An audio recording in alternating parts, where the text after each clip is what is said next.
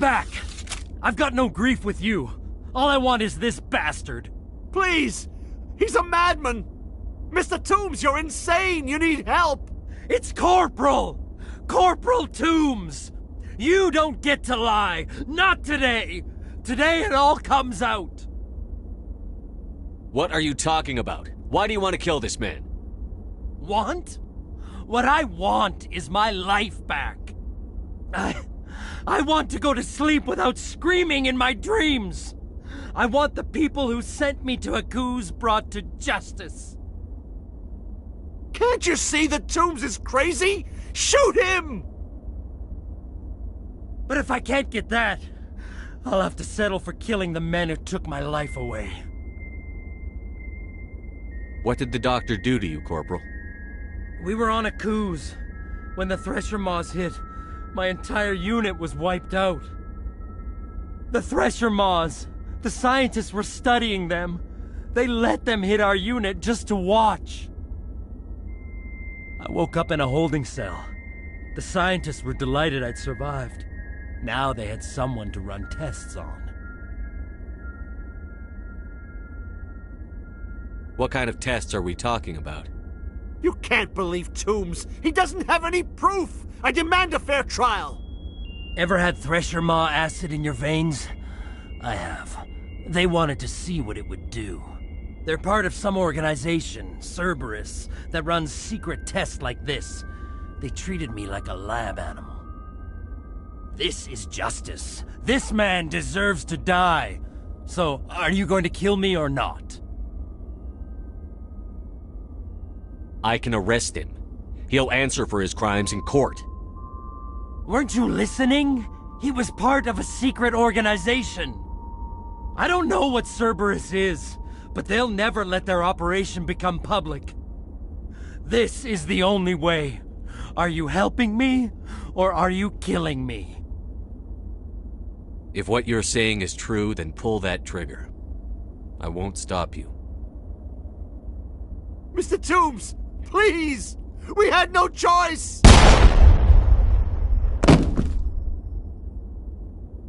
They had to die.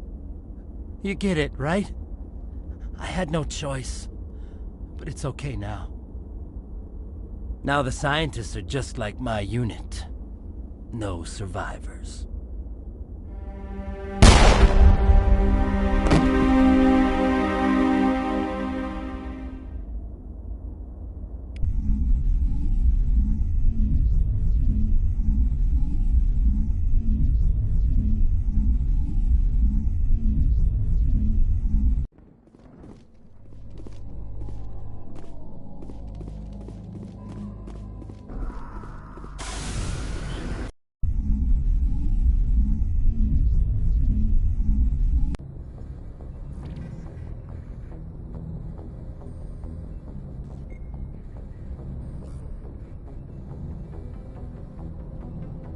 Message coming in. Patching it through. I reviewed your report on the situation, Commander. Again for your assistance, Commander. Fifth Fleet out.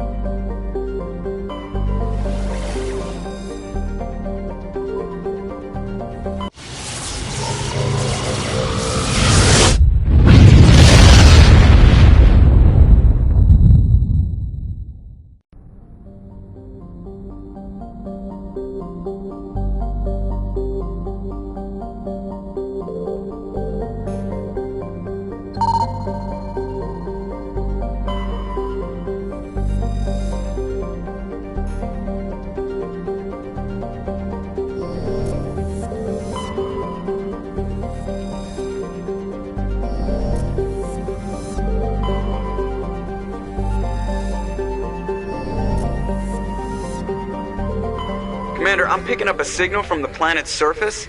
It looks like an automated distress beacon.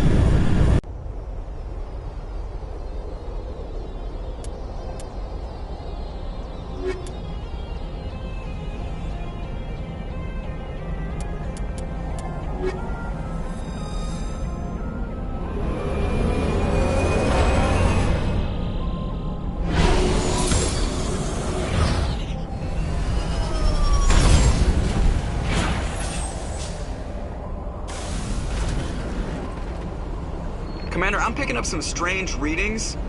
Really strange, like off the damn charts. It looks like it's coming from an underground complex a few clicks away from the drop zone.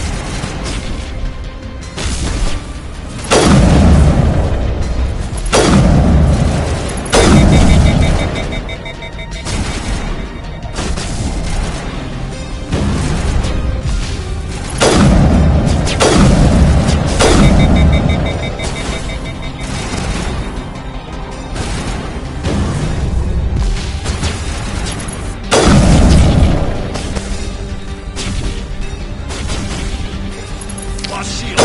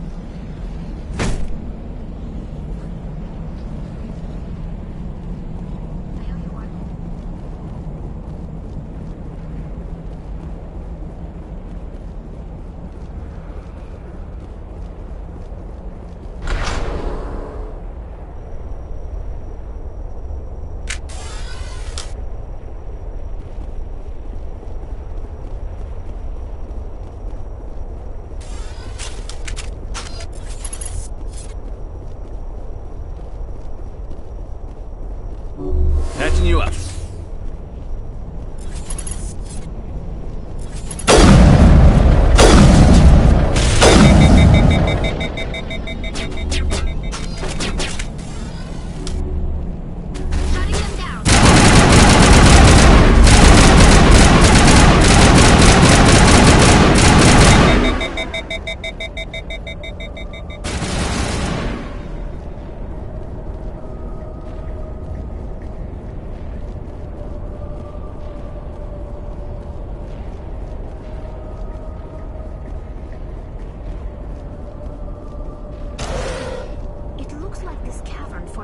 The ruin after it was built.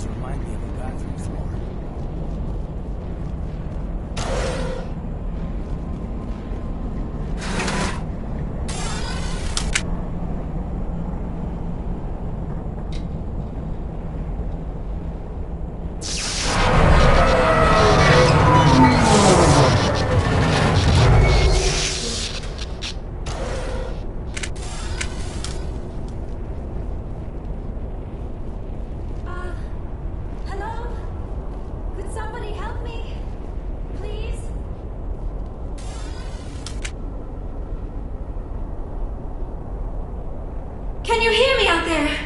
I'm trapped. I need help. Liara Tassoni, I presume. Thank the goddess. I did not think anyone would come looking for me. Listen, this thing I'm in is a Prothean security device. I cannot move, so I need you to get me out of it, all right? Your mother is working with Saren. Whose side are you on? What? I am not on anybody's side. I may be Benezia's daughter, but I'm nothing like her. I have not spoken to her in years. Please, just get me out of here. How'd you end up in there? I was exploring the ruins when the Geth showed up, so I hid in here. Can you believe that? Geth beyond the veil! I activated the tower's defenses. I knew the barrier curtains would keep them out. When I turned it on, I must have hit something I wasn't supposed to. I was trapped in here. You must get me out, please! We'll find some way to help you. There is a control in here that should deactivate this thing. You'll have to find some way past the barrier curtain. That's the tricky part. The defenses cannot be shut off from the outside. I don't know how you'll get in here. Be careful. There is a Krogan with the Geth. They have been trying different ways to get past the barrier.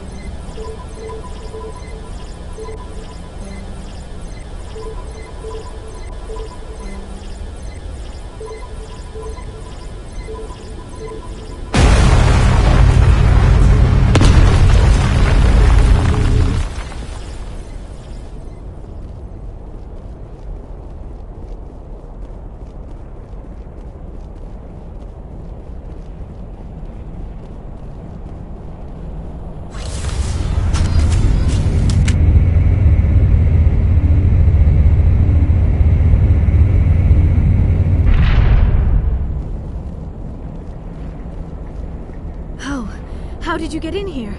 I didn't think there was any way past the barrier.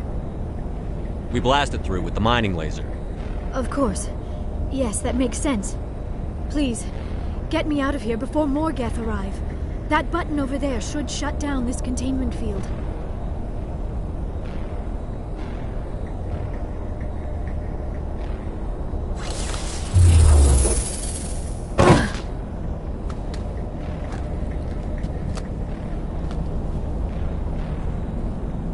Any idea how we get out of this place?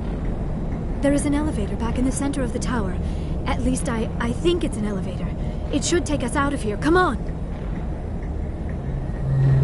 I still cannot believe all this. Why would the Geth come after me? Do you think Benezia's involved? Saren's looking for the conduit. You're a Prothean expert. He probably wants you to help him find it. The conduit? But I don't know...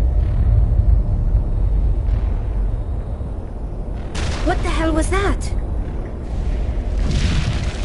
These ruins are not stable. That mining laser must have triggered a seismic event. We have to hurry. The whole place is caving in. Joker, get the Normandy airborne and lock in on my signal. On the double, mister. Aye, aye, Commander. Secure and away. ETA 8 minutes. He needs to move faster.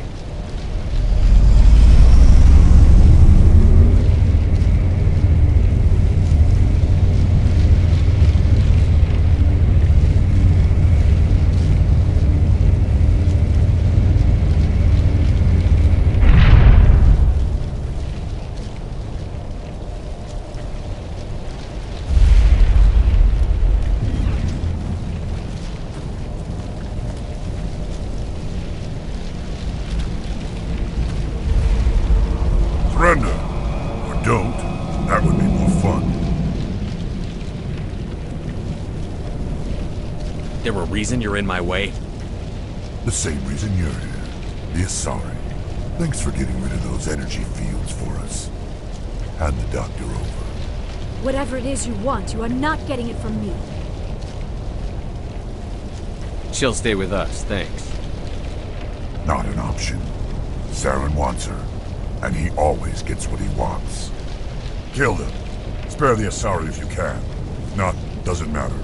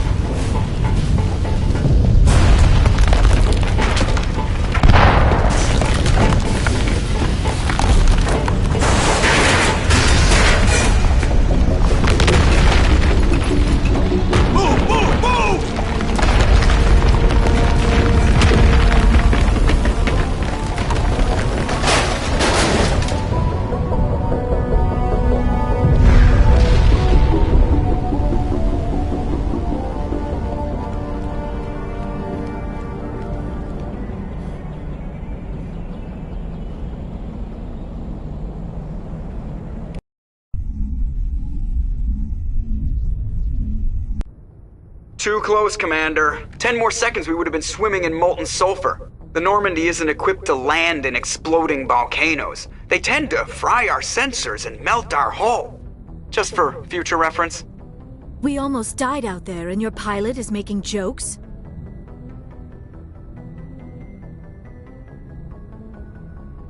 It's a coping mechanism. You'll get used to it. I see. It must be a human thing. I don't have a lot of experience dealing with your species, Commander.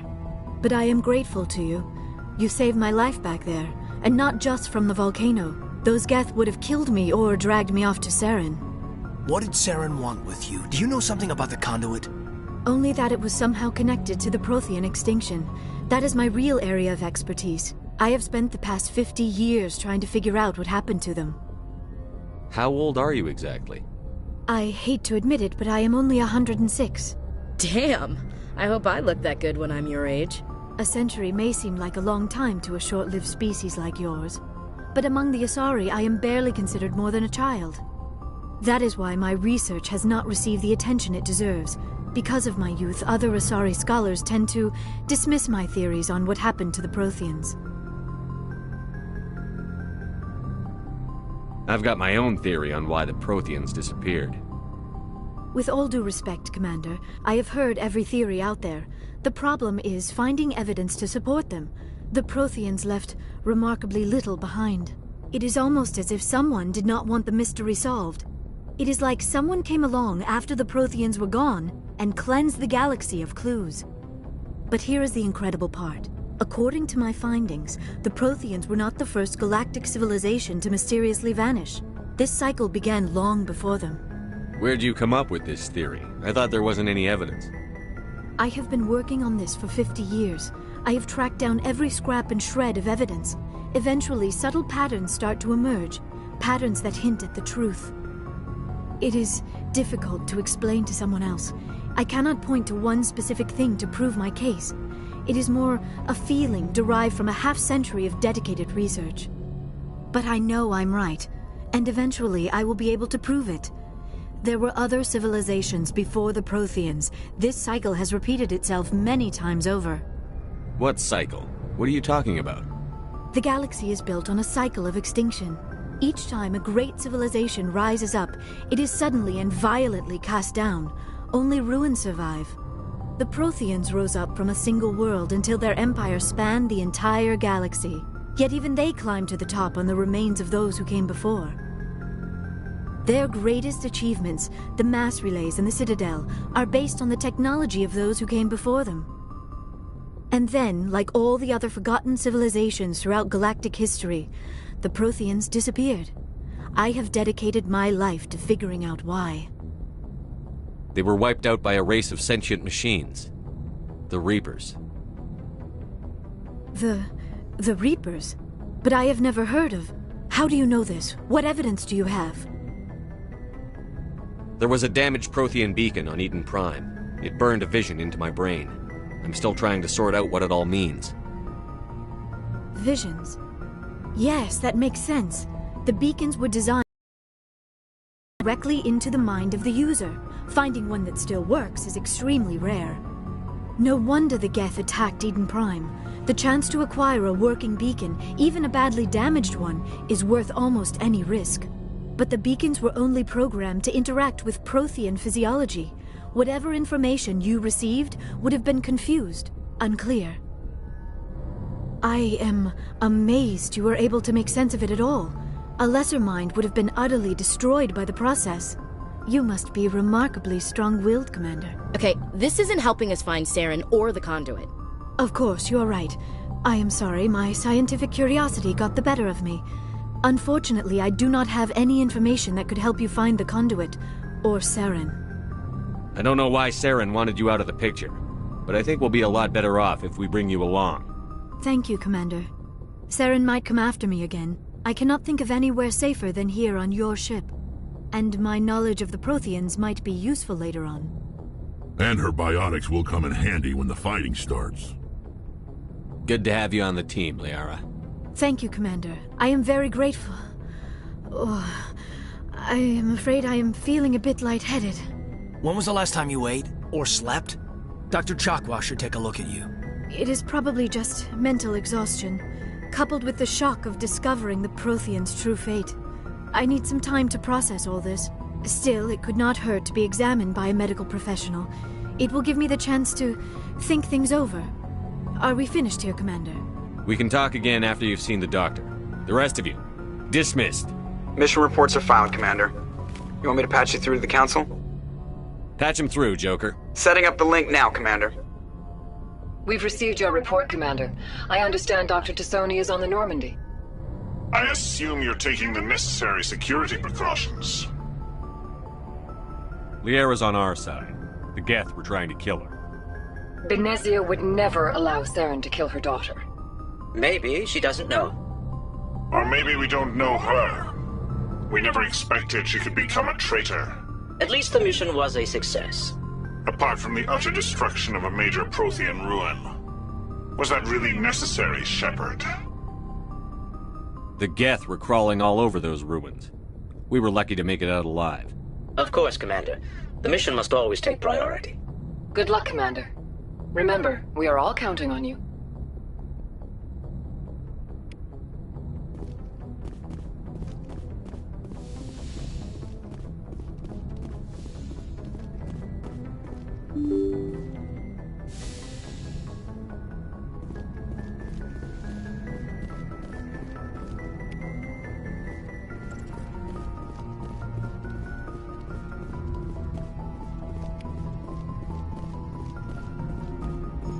I prefer gold to silver, you know, for my medal. I figured you'd recommend me for one since I, pulled your boots out of the fire. If we present you with a medal, you'll end up sitting on stage listening to politicians make speeches for a couple of hours. Fun. That's a good point. They'd probably make me shave, too. I spent the last 7 weeks working on this baby. No medal's worth that. So, Commander, why don't you tell me why you're really here? I have to go. All right, see ya.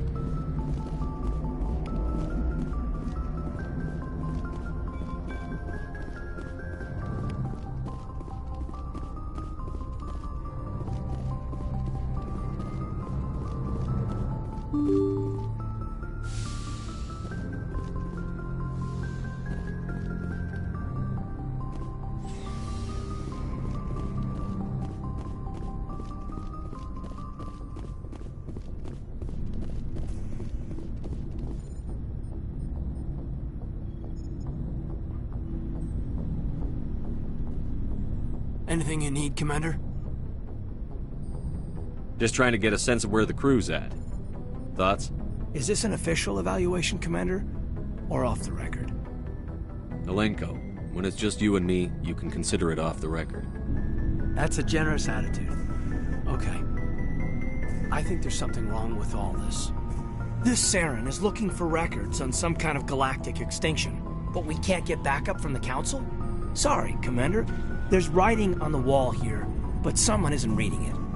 We'll get things done. I'd rather operate independently than have the brass on our backs anyway. I hear you. It just seems like a group that's been around as long as the Council should see this coming. Sorry if I got too informal. Protocol wasn't a big focus back in Bot. Tell me about it. Biotic acclimation and temperance didn't last past the airlock. To the kids they hauled in, it was brain camp. Sorry, hauled in is unkind. We were encouraged to commit to an evaluation of our abilities so an understanding of biotics could be compiled. There are worse results of accidental exposure to element 0 in the womb. Beats the brain tumors some kids grew up with. Is there some question about how you were exposed? My mother was downwind of a transport crash. It was before there were human biotics, a little after the discovery of the Martian ruins. It only gets iffy around 63 when Kinetics was running out of first-gen subjects. Until then, they'd relied on accidentals. Bunch of guys in suits show up at your door after school, and next thing you know, you're out on Jump Zero. Jump Zero is Gagarin Station, right? What's it like? Yeah, that's the official name. Biggest and farthest facility we had for decades. Right on the termination shock, the outer edge of the solar system.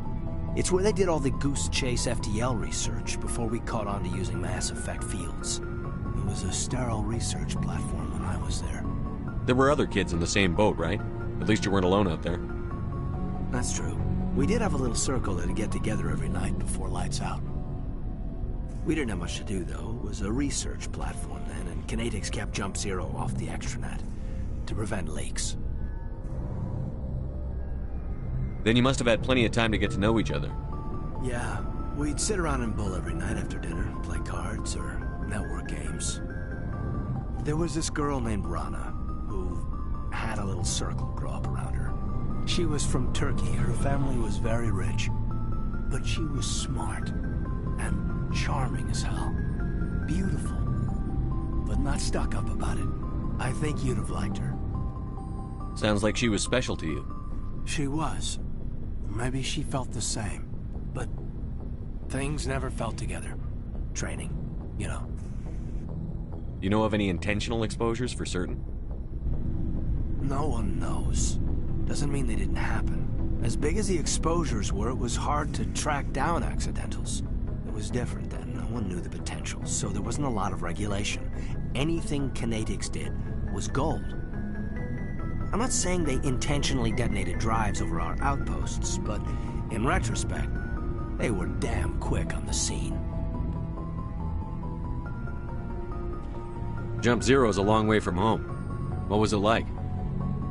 The grand gateway to humanity looks a lot better in the vids. But that's my own baggage, Commander. No bearing on this.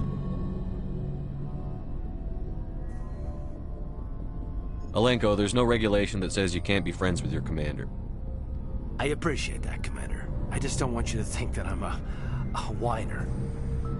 Besides, I've got my past squared away.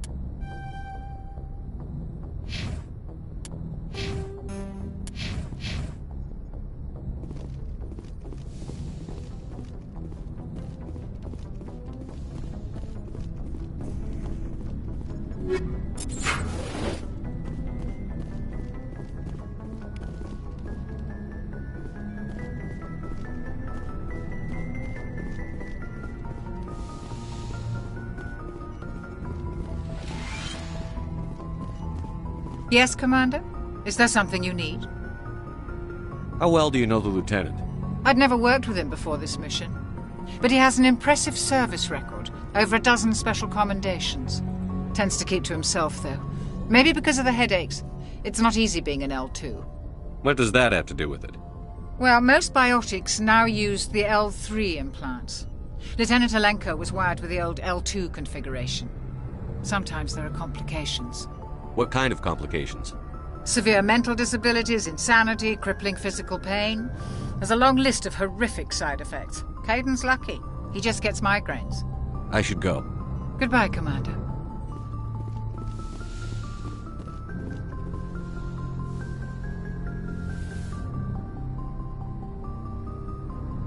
Commander, are you coming to check up on me? You look much better. How are you feeling? Dr. Chakwas assures me I am going to be fine. I was impressed with her knowledge of Asari physiology. You're in good hands. Dr. Chakwas knows what she's doing. I never properly thanked you for saving me from the Geth, Commander. If you hadn't shown up... I'm just glad we got there in time. So am I. I know you took a chance bringing me aboard this ship. I have seen the way your crew looks at me. They do not trust me. But I am not like Benezia. I will do whatever I can to help you stop Saren. I promise. Promises are easy to make, but hard to keep. I do not begrudge you your suspicions. I just hope in time you will come to trust me. Tell me about yourself, Liara. Me? I am afraid I am not very interesting, Commander. I spend most of my time on remote digs, unearthing mundane items buried in long-forgotten Prothean ruins. You must enjoy something about it. I love my work. Seeking out history's lost secrets has a special appeal for me. You were actually touched by working Prothean technology. That is why I find you so fascinating, Commander. Sounds like you want to dissect me in a lab somewhere. What? No! I did not mean to insinuate. I never meant to offend you, Shepard. I only meant that you would be an interesting specimen for an in-depth study. No, that's even worse. Calm down, Liara. I was only joking. Joking? Oh, by the goddess, how could I be so dense? You must think I am a complete and utter fool. Now you know why I prefer to spend my time in the field with data disks and computers. I always seem to say something embarrassing around other people. Please, just pretend this conversation never happened. Do you know why Benezia joined up with Saren? I don't understand it. She was always outspoken about the need for the Asari to become more involved in shaping galactic events. Maybe she thought allying herself with Saren would somehow be for the greater good in the long run. At least I hope so. This hurts you, doesn't it? None of this makes any sense to me. I have not spoken to Benezia in many years, but I know her, and this was not like her. Something changed. I'd like to know more about the Asari. We were the first species to discover the Citadel. We were instrumental in forming the Council, and we always strive to be the voice of peaceful cooperation in galactic disputes. My people believe we are all part of a single galactic community. Each species contributes something to the greater whole. Although we seek to understand other species, it seems few of them seek to understand us. The galaxy is filled with rumors and misinformation about my people. Like what? Most of the inaccuracies are centered around our mating rituals. My species is monogendered. Male and female have no real meaning for us. We still require a partner to reproduce. This second parent, however, may be of any species and any gender. I don't understand. Your species can mate with anyone? Mating is not quite the proper term, not as you understand it. Physical contact may or may not be involved, but it is not an essential element of the union. The true connection is mental. Our physiology allows us to meld with other beings. We can touch the very depths of their minds. We explore the genetic memory of their species. We share the most basic elements of their individual and racial identities. We then pass these traits on to our daughters. It is how we learn to grow as a species and how we develop a greater understanding of other races. What happens to your partner after the union? Every relationship is different. Some unions are a single encounter with both parents parting ways afterwards. Others can be more long-term. Sometimes an Asari and her partner will stay together for many decades.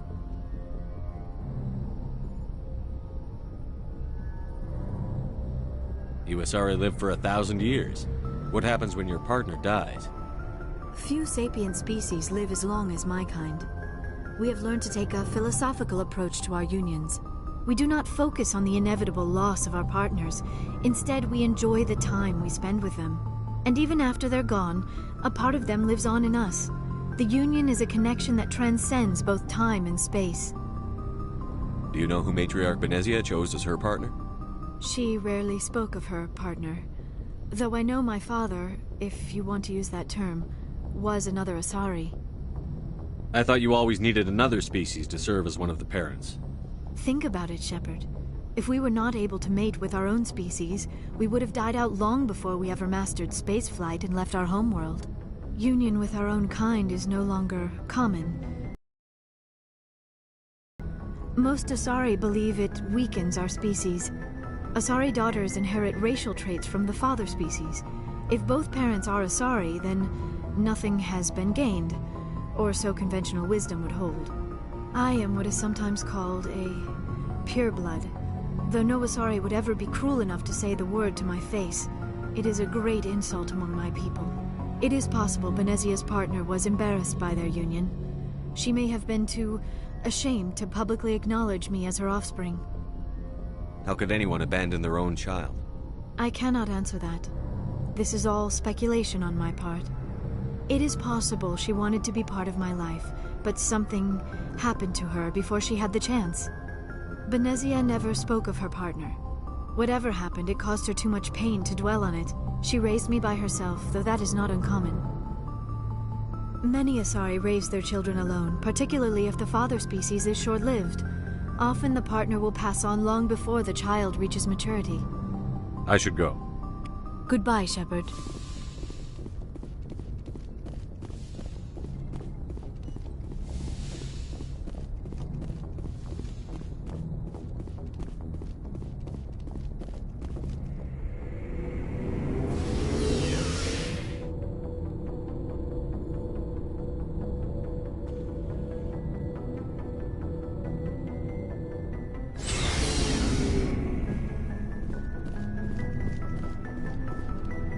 Looking for supplies? Let's see what you've got. You bet, Commander.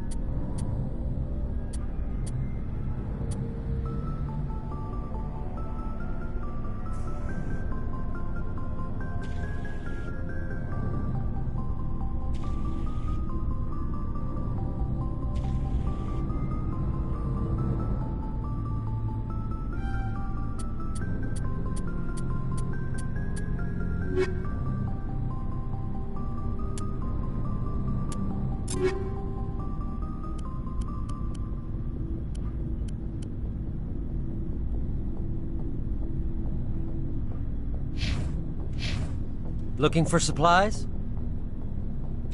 Let's see what you've got. You bet, Commander.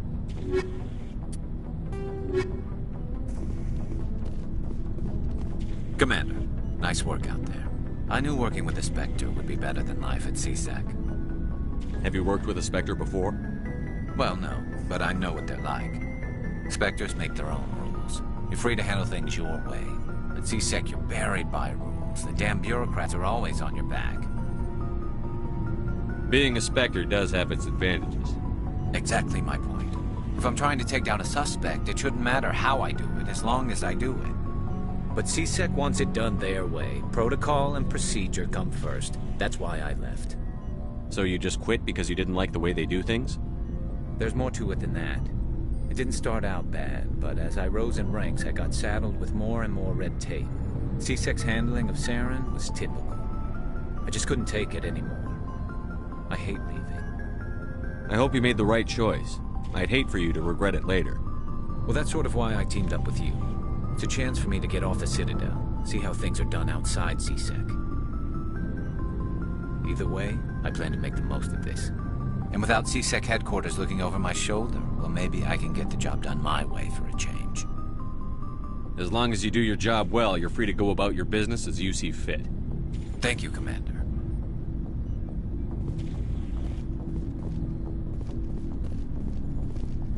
Commander, you have a minute to talk? Is this duty-related, Chief? No, sir. Well, maybe. I know things are different aboard the Normandy, but I'm concerned about the aliens, Vicarian and Rex. With all due respect, Commander, should they have full access to the ship? You don't trust their motives because they're not human. This is the most advanced ship in the Alliance Navy. I don't think we should give them free rein to poke around the vital systems. Engines, sensors, weapons.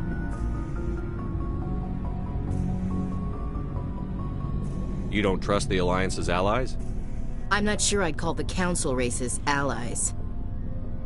We, humanity, I mean, have to learn to rely on ourselves. How do you get from relying on ourselves to mistreating our allies? I don't mean we should mistreat them, Commander. I just think we should be prepared to go it without them. As noble as the Council members seem now, if their backs are against the wall, they'll abandon us. I don't see that as inevitable. Look, if you're fighting a bear and the only way for you to survive is to sick your dog on it and run, you'll do it. As much as you love your dog, it isn't human. It's not racism, not really. Members of their species will always be more important to them than humans are. These seem like deeply held beliefs, Williams. What made you think this way? My family's defended the Alliance since it was founded. My father, grandfather, great-grandmother, they all picked up a rifle and swore the oath of service. I guess we just tend to think of Earth's interests as our own. It doesn't sound like you've worked with aliens before. No, sir. Mainly I've been groundside, part of the surface garrison forces. I did get a rotation on a space station for training. Every Marine a rifleman, every rifleman ZG certified. That's odd. Your record is spotless and your technical scores are exemplary. You should be serving with the fleet. Anyway, that's why I haven't served with many aliens, Commander. I come from a military family too. My parents were both Navy. Anybody in your family we might know? Couldn't say, Commander. We probably have a lot in common. You join up to carry on the tradition? No. The future of humanity is out here. There's so much we haven't seen yet. Yeah. I still remember my first field exercise on Titan. When we hit mud, the reality hit me. I'm the first person who ever stood here. Then my drill instructor kicked me in the ass. I went face first into the muck. He spent the next 5 minutes chewing me out for gold breaking. Don't tell me you had Gunny Ellison. He's the only one I know who uses that word to describe shirking duty. Oh, Lord. You went to the Makapog boot camp, too? Yeah. Gunny Ellison's still reaming out recruits down there. Kicking ass and using words like inveigle and pusillanimous. All right. I can see where your concerns are coming from, Williams. But this is a multilateral mission. You're going to have to work with aliens, like it or not. It won't be a problem, Commander. You say jump, I say how high. You tell me to kiss a Turian, I'll ask which cheek. I don't think kissing Turians will be necessary. You never know, Commander. We'll talk later, Williams. Looking forward to it, sir. Shepard, what can I do for you? What's your story, Rex? There's no story. Go ask the Quarian if you want stories. You Krogan live for centuries. Don't tell me you haven't had a few interesting adventures. Well, there was this one time the Turians almost wiped out our entire race. That was fun. They tried the same with us, but we fought them off. It's not the same. It seems pretty much the same to me. So your people were infected with a genetic mutation? An infection that makes only a few in 1,000 children survive birth? And I suppose it's destroying your entire species? I suppose it isn't all the same. I don't expect you to understand, but don't compare humanity's fate with the Krogan. I was just making conversation. I wasn't trying to upset you. Your ignorance doesn't upset me, Shepard. As for the Krogan, I gave up on them long ago. The genophage infected us, but it's not what's killing us. Are your people really dying? We're sure not getting any stronger. We're too spread out. None of us are interested in staying in our own system. Lots of species have left their homes and prospered. But they go to colonize new worlds. We're not settlers. We're warriors. We want to fight. So we leave. Hire ourselves out. And most of us never go back. What can you tell me about the genophage? Ask the Solarians if you want details. They made it. All I know, it makes breeding nearly impossible. Thousands die in stillbirth, and most never get that far. Every Krogan is infected, every one. And no one's rushing to find a cure. Why don't the Krogan try to find a cure? When was the last time you saw a Krogan scientist? You ask a Krogan, would he rather find a cure for the genophage or fight for credits? He'll choose fighting every time. It's just who we are, Shepard. I can't change that. Nobody can. So long, Rex. Shepard.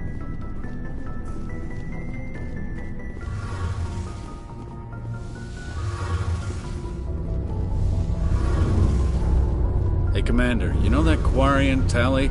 She's been spending all her time down here asking me about our engines. I'll tell her to leave you alone. What? No, she's amazing. I wish my guys were half as smart as she is. Give her a month on board and she'll know more about our engines than I do. She's got a real knack for technology, that one. I can see why you wanted her to come along. I figured she'd be a real asset to the team. You got an eye for Tally, Commander, but I'm guessing that's not why you came down here. Fill me in on the IES stealth systems. How does it work exactly? You can't hide a ship out in space. They emit too much heat and radiation. Too easy for sensors to pick them up, unless you find a way to capture those emissions. So our stealth systems trap the energy we give off in storage sinks built into the ship itself. No emissions to give away our location. Eventually the sinks have to be vented. More than a few hours silent running and they overheat. Cook us inside our own hull. There's no way for anyone to detect us? A visual scan can still pick us up. Anyone looking out a window can see us plain as day. But you have to be pretty close to get an actual visual out in space. Most vessels rely on scanners. As long as the stealth systems are engaged, they can't see us. Not unless we accelerate to FTL speeds. Why doesn't it work with faster-than-light travel? Cranking up to FTL blue shifts our emissions, pushes them into frequencies too high to capture in the sinks. As soon as we make the jump, it's like setting off a flare. Sensors can pick up our location whenever we enter or exit FTL flight, but for short-range missions, our stealth systems are amazing, and we've got the only one. Where else have you served, Adams? If you name a class of Alliance ship, I've probably served on it. Everything from dreadnoughts and carriers right down to frigates like the Normandy. My last assignment was on the Tokyo, only a cruiser, but she was a good ship. Couldn't hold a candle to the Normandy, though. I want to know more about the Normandy. She's the best ship I've ever served on, probably the fastest vessel ever designed. And she's the only one using the new Tantalus drive core. What's so special about the Tantalus drive core? Proportionally, it's about twice the size of any other vessel. Not only are we faster, we can run at FTL speeds longer before we have to discharge the core. Carry on, Adams. Aye, aye, Commander. Your ship's amazing, Shepard. I've never seen a drive core like this before. I can't believe you were able to fit it into a ship this small. I'm starting to understand why you humans have been so successful. I had no idea Alliance vessels were so advanced. The Normandy's a prototype. Cutting-edge technology. A month ago, I was patching a makeshift fuel line into a converted tug ship in the flotilla. Now, I'm sitting on board one of the most advanced vessels in Citadel space. I have to thank you again for bringing me along. Traveling on a vessel like this is a dream come true for me. I had no idea you found ship technology so interesting. It comes with being a Quarian. The migrant fleet is the key to the survival of my people. Ships are our most valuable resource. But we don't have anything like this. We make do with cast-offs and second-hand equipment. We just try to keep them running for as long as we can. Some of the fleet's larger vessels date all the way back to our original flight from the Geth. I can't believe your fleet's still using ships that are 3 centuries old. They're constantly being repaired, modified, and refitted. They aren't pretty, but they work. Mostly. We've tried to make ourselves as independent as possible on the flotilla, grow our own food, mine and process our own fuel. But some things we just can't make on our own.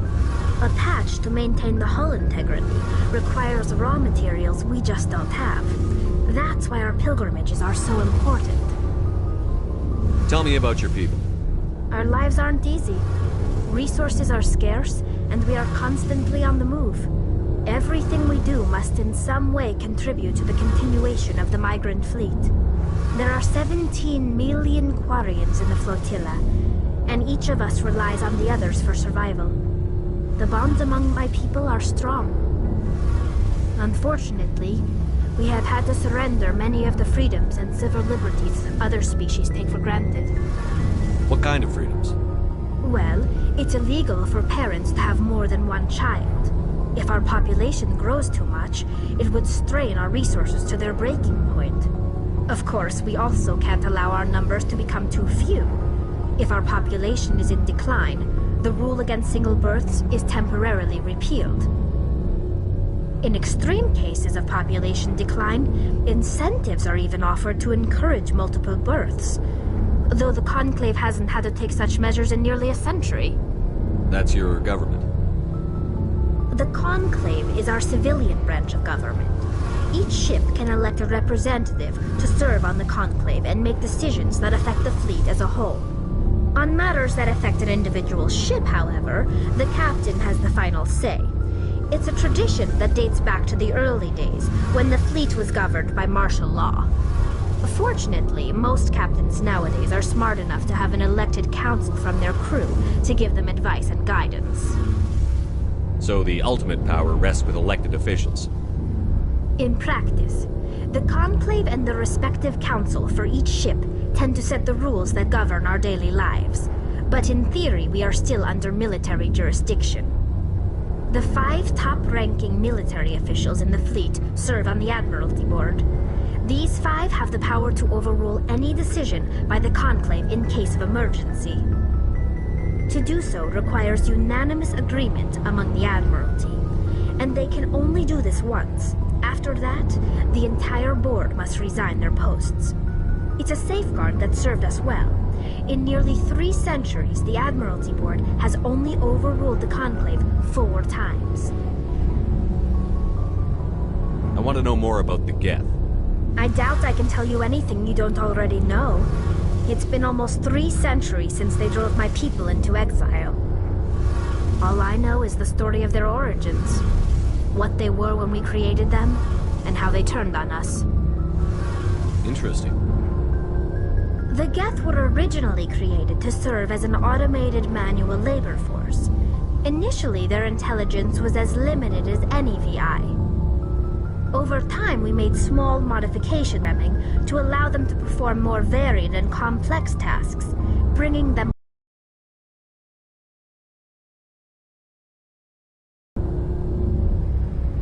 How come the council didn't step in and stop you?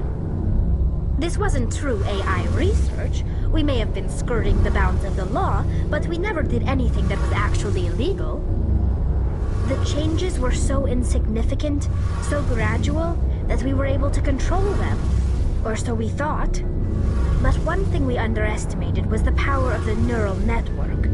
A million Geth thinking simultaneously created an inherently unstable matrix. What made them rebel? As we built more and more Geth, their effective intelligence became more sophisticated, more abstract. One day, a Geth began to ask its Quarian overseer questions about the nature of its existence. Am I alive? Why am I here? What is my purpose? As you can imagine, this caused a near panic among my people. I don't see what's so bad about those questions. The Geth were created to engage in mundane, repetitive, or dangerous manual labor. That's fine for machines, but it won't satisfy a sentient being for long. The Geth were showing signs of rudimentary self-awareness and independent thought. If the Geth were intelligent, then we were essentially using them as slaves. It was inevitable the newly sentient Geth would rebel against their situation. We knew they would rise up against us, so we acted first. A general order went out across all Quarian-controlled systems to permanently deactivate all Geth. The Geth responded to this order violently. You can't blame them for fighting for their survival. We had no other choice. The Geth were already on the verge of revolution. By acting quickly, we had a chance to end the war before it began. The hope was that most of the Geth would still be little more than machines, incapable of organized resistance. But they had progressed much further than anyone anticipated. The war was long and bloody. Millions upon millions of Quarians died at their hands. In the end, we were forced to flee our own homeworld. We feared the Geth would pursue us, but they never came beyond the Veil. Now we drift through space, exile searching for a way to reclaim what was once ours. I want to know more about the pilgrimage. When my people reach maturity, we leave our birth ships and seek acceptance with a new crew. It's necessary to maintain genetic diversity among the fleet. But no ship wants to accept someone who will be a burden on them. So, to prove our worth, we embark on a pilgrimage. We set out alone, leaving the flotilla and our families behind us. We only return once we have found something of value we can bring back to the fleet. This is presented as a gift to the captain of the respective ship we wish to join. If the gift is accepted, we are welcomed into the crew. Can a captain choose to reject the gift? That doesn't happen often. Most captains are eager to increase the size of their crew. It increases their own standing in our society. Even when the gift is not particularly valuable, the captain usually accepts it out of a sense of tradition. However, there is a stigma to presenting a substandard gift. It's not the best way to make a good impression on a new community. Most pilgrims don't return until they find something worthwhile. I want to talk about something else. Like what? I should go. See you later.